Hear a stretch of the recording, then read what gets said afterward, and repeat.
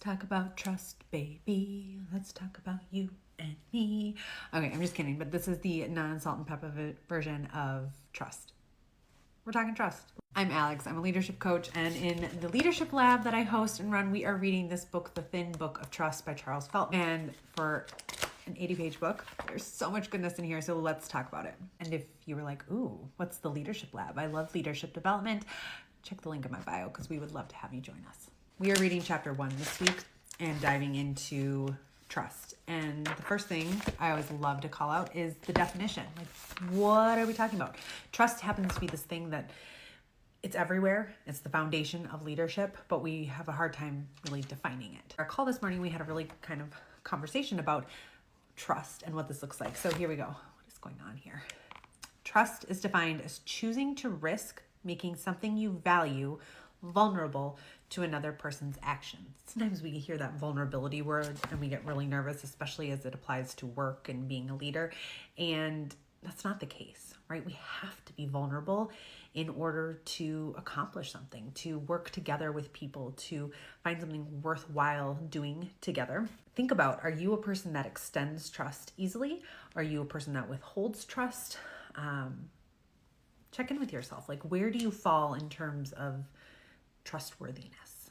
And one of the things I love most is that this book frames up trust and distrust as sort of a risk assessment, right? We are assessing whether or not we can trust someone or whether or not we're going to distrust them.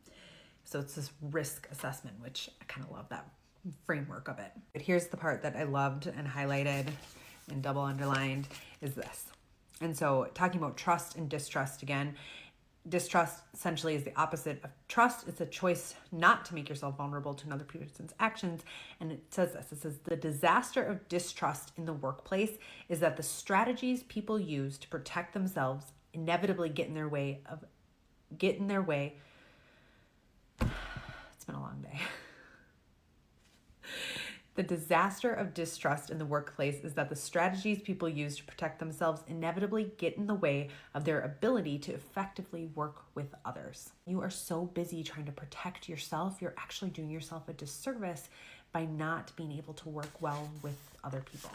So if you are a person who sort of spirals into distrust, you kind of want to look at this book or join the lab and do it with us. What this book is that it's super actionable, and one of the things they do is they ask a lot of questions and they call it trust checks. So some of the trust check questions that you can ask yourself are these. If a new employee in your company asked your manager how trustworthy you are, what do you think he or she would say? If this person asked your peers, what would they likely say?